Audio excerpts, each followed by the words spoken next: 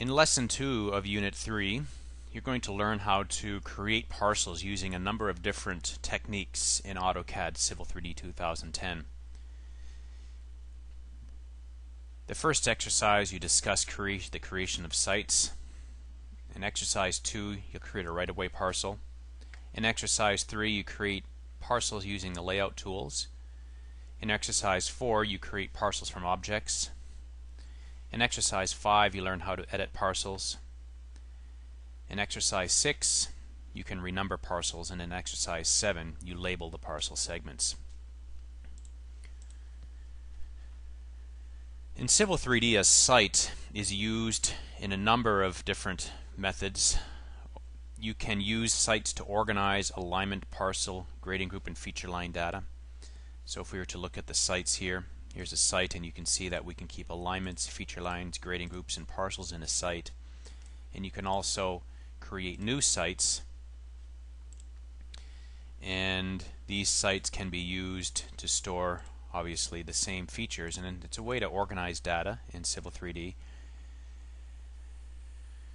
And topological relationships are also honored in a site. So what that means is that objects are aware that each other is there, and then they will interact with each other. So for example, a parcel in the same site as an alignment will result, if that alignment bisects that parcel will subdivide into two smaller parcels. And grading objects and feature lines will interact with each other as well. So let's create the site here.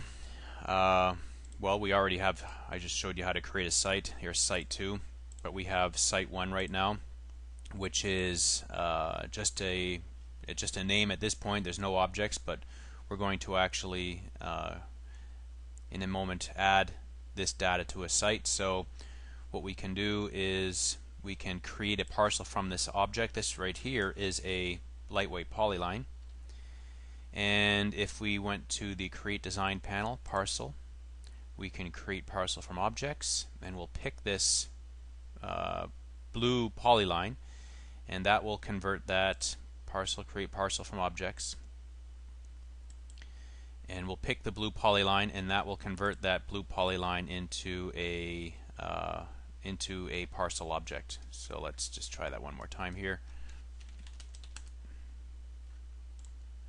Parcel, create parcel from objects, and if we pick the parcel or pick the polyline, it will be site 1, which is the existing site. We could create a new site. The parcel style controls the display of that parcel, so this will be called, we'll leave it at property, and then the area label style will be parcel number, and we'll erase the existing entities. So now we have a parcel object here, and you can see that this parcel list needs to be refreshed. If we right click and refresh the list, there's property 1. So you can see how it's showing you this in the preview window. So in Exercise 2, you learn how to create a right-of-way parcel. And what we'll do is we'll first make sure that the alignment and the parcel are in the same site so that it bisects the parcel, and then we'll create a right-of-way parcel here. So right now the alignment is in the alignment collection in Prospector, and there it is, Orchard Road. Well, if we move the alignment into the same site as the parcel, and the alignment bisects or cuts through that parcel, you'll see the parcel will subdivide into two smaller parcels. So if we right click Orchard Road and select Move to Site, and we'll move it to site 1, watch what happens to parcel 1, which is the larger parcel. It now subdivides into two smaller parcels, and if we refresh the parcel list here again, there's property 1 and there's property 2. Okay, so when you subdivide, when you run an alignment through a parcel that's in the same site as that parcel, it will subdivide the parcel. Then you can create the right-of-way, and there's a command that allows you to create a right-of-way. To do that, under the parcel menu, we can click Create Right-of-Way, and you're prompted to select the two parcels. We'll pick parcel 1, and then we'll pick parcel 2. And now you can see the values for the right-of-way width. So the offset from the alignment, if we're going to do a 60-foot right-of-way, we can do a 30-foot offset from each alignment. And then the fillet radius at the parcel boundary intersection is 20 feet, and the fillet radius at alignment intersections would be 20 feet. We don't have a secondary alignment, so if I click OK, you can see how that parcel has now been created, that right-of-way. And if we look at our parcel list now and refresh the list, you're going to see we have property 1, which is here, property 2, and then in the middle we have property 3 and property 4. And what you could do here is a parcel union to join those together. So we could just quickly do that. Parcel, use the parcel creation tools, and then on the parcel layout tools toolbar we can use the parcel union command to join those two parcels together. If we refresh the list here again, so you can now see a single parcel. So now we have the 3 parcels.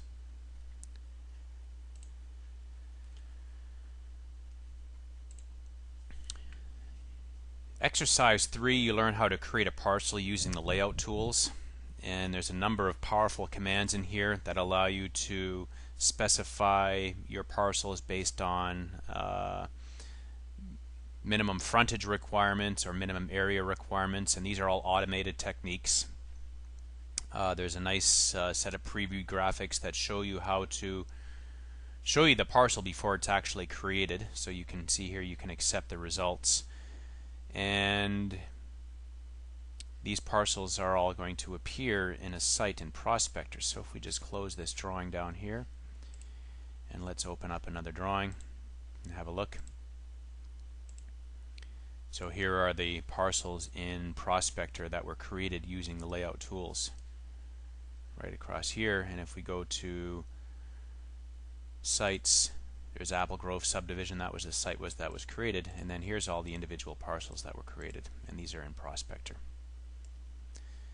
So the parcel layout tools can be found under Parcel menu, and then using the Parcel Creation Tools command. And these are the tools that you use to create the parcel objects. And as you can see here, you can specify area, frontage requirements, and frontage offsets, minimum width and depth criteria as well. So a number of very powerful methods for helping you create parcels. You can also create parcels from objects. So if we were to go to our layer dialog box here, and let's just see if we have a frozen layer in there. They are C prop polylines, so these could be polylines or lines or arcs. And I'll just isolate this layer. So all of these polylines could be now turned into parcel objects. If we went to the parcel menu, create parcel from objects, and then we just window selected those objects. The isolate layer just faded and locked the other background layers, so those objects aren't selected. And we can use the single family parcel style, and if we'll select add or erase the existing entities, and you can see now there's all the parcels. And we can unisolate all the layers, and there we have all of the parcels. So those have been created from polylines. Number of commands to help edit parcels, adding lines, deleting lines. I'll just show you a few of those quickly here. So if we go to the Parcel Creation Tools toolbar,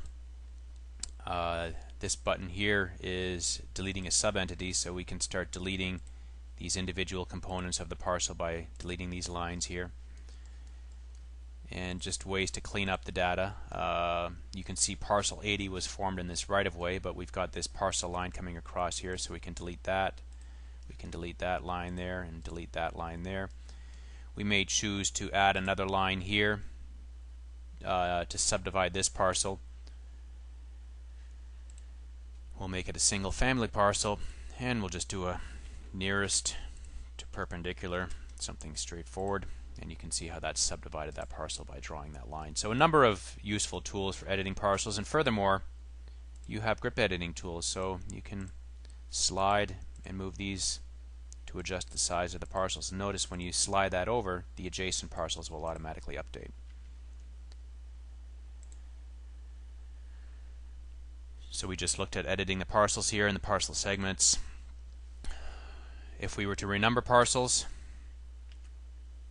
we may choose to renumber these, and we won't go through the whole thing, but under the Modify tab of the ribbon and under Parcel, we now have a number of commands here for parcel editing, and we can renumber parcels here and start at parcel number 1, increment them every 1, and click OK. And then the idea is that you just drag a line across the parcels and they will renumber. So 1, 2, 3, 4, 5, 6 to 15, and we can then start at 16 here and work our way around. So there's the next set, and we can just continue going all the way around now. And the idea is that you just drag your polyline or your selection line across the parcels in the order that you want them to be renumbered in. And there's all the parcels renumbered. And in the final exercise, you learn how to apply labels to the parcels. These labels are 100% reactive, and you can label the bearings and the distances. You can label tag labels and associate a table, which will also be reactive as well. So that's nice. If you need to change your parcel geometry, your labels will automatically update. So that concludes the Lesson 2 on parcel creation in the third unit of the Civil 3D 2010 education curriculum.